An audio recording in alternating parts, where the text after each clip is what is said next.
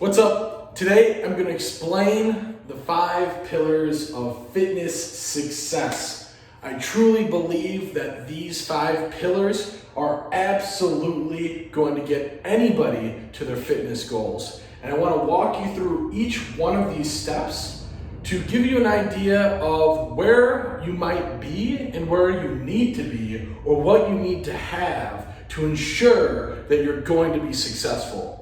So I'm going to explain here why these are all so important and why they all have to be together, and the mistakes we make along the way when we're at each of these pillars. So get ready. This is going to be a super informative lesson, and let me know any questions that you have regarding these 5 pillars.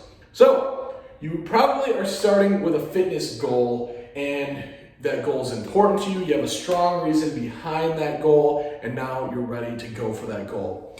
And the first pillar is the most dangerous pillar. This pillar is called information. This is the information stage, and this is the stage where most of us are caught at, we're staying at, and we're not moving from. Okay, so information is just the how. It's how do I lose 10 pounds of body fat? How do I how do I gain 5 pounds of muscle? How do I work out the right way? What do I eat? This information stage is miles deep. There is so much information out there, and if you just do a Google search on any of these topics on your goals, you're going to see immediately that you're going to get caught in all the information.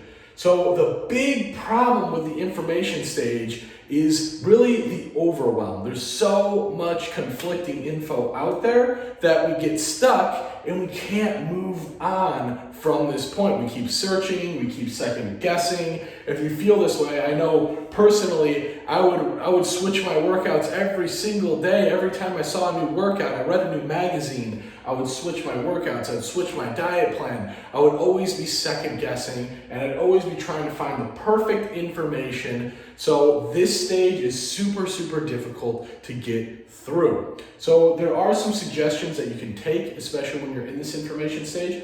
Number 1, find a source that is verified, that has backed results. If you have that, and you can see the results that the information provides is backed by science, that is quality information. You're probably going to be able to trust that information. The next piece that's only missing is that information for you. So find somebody or some source that verifies the information for you so that you can trust that information.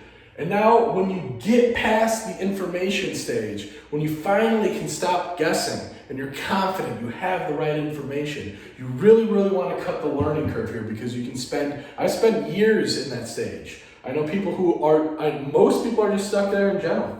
But the next stage is action. Okay, I have some information, I found a workout plan, I found a nutrition strategy. Now it's time to take action. This stage is make or break, because once you have all the information, it doesn't matter how much information you have. If you're not willing to take action on that information, nothing's going to happen. And this is where a lot of us get stuck as well. We finally have all this information, and we either A, we don't take action, or B, only take a little bit of action, we're inconsistent, or C, we take 0 action whatsoever. Because nobody can do the push-ups for you, you have to take consistent action in to get your results. So this is where pillar number 3 is so critical. Accountability.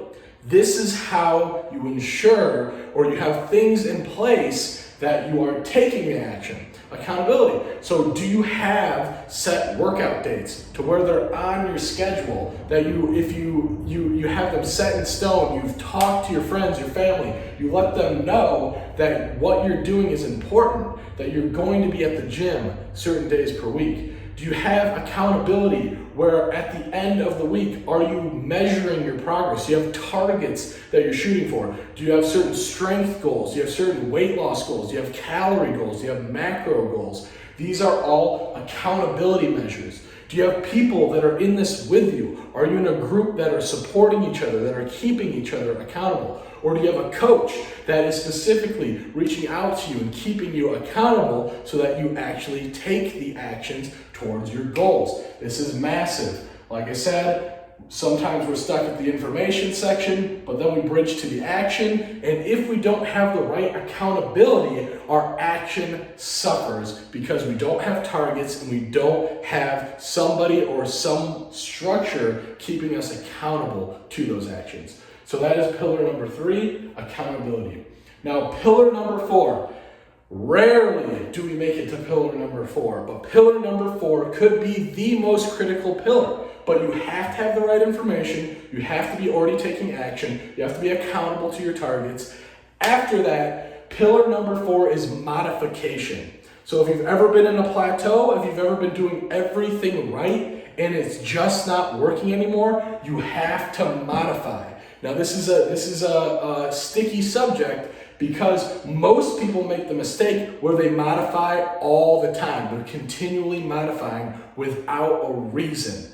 I'll repeat that again. You do not modify unless you have a reason to modify, because a lot of people like to break things that aren't broken. If you're already losing weight, if that's your goal, if you're already gaining muscle mass, if that's your goal, you don't need to modify anything.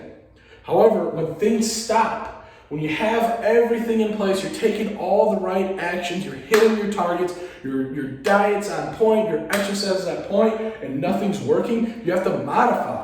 So you have to know what to do to your diet, what to change. This is where a coach is super helpful because the modification takes extra information. And that is where you're going to cut the learning curve, where the coach, somebody who knows what to do in every given situation, how to change your diet, how to adjust your calories, how to adjust your protein, how to adjust your workouts, what cardio to do, or whether to do nothing and let you know that you're okay. So that is pillar number 4, modification. When you're doing everything right, you need to know when to modify. Finally, pillar number 5, inspiration. Now, once you have the right information, you're taking action towards your goals, you are accountable to your targets, you're making modifications anytime you have plateaus. Now it's time to keep the inspiration to keep you going, so that you keep going over and over and over. This is where compound interest with your body is unreal. It's where you get results upon results because you're always inspired to take action. That is number 1. So this is another thing. If you have support, if you are always looking at your goals and being inspired by your goals, you have systems in place to keep your inspiration higher, that is where you can sustain this for as long as it takes to get to your goals and to keep them forever. So I hope this helped. This is critical information. If you have the 5 pillars to fitness success, you are unstoppable.